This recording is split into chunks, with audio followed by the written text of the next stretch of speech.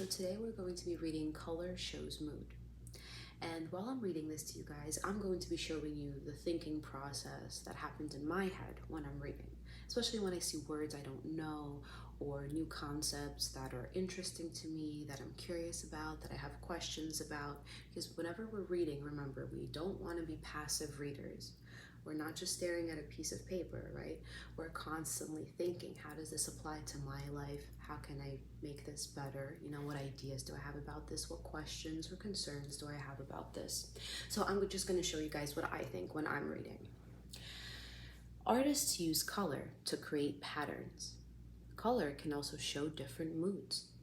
Bright colors make us feel happy and energetic. Dark colors make us feel calm or sad.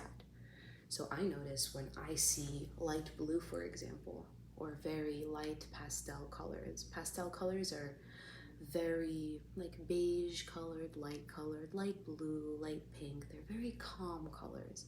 So for me, my calmest color is light blue. When I see that, I think of the sky, I think of calm, I think of peace. And maybe the color red, that's a color that wakes me up. I think energy, maybe celebration. For some reason, I think loud sounds to me are associated with red. Now, primary colors are red, yellow, and blue. Primary. What could that mean? Well, let's keep reading, because remember, sometimes context clues within the passage will show us kind of what they mean, because there are a lot of words that could give us clues and hints if we keep reading. They are colors that could be mixed together to make different colors. Mixing two primary colors makes a secondary color. So look at the word secondary. Do you see anything in the word secondary that, could give a clue as to what it's about? Right, the word second. So I'm thinking number 2, second. Then primary would probably mean first. So primary colors, I think, are colors that you can mix together to make the secondary colors. I wonder if you can mix secondary colors to make prime colors. The secondary colors are orange, green, and purple.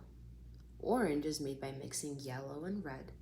Green is made by mixing yellow and blue. Violet and purple is made by mixing red and blue.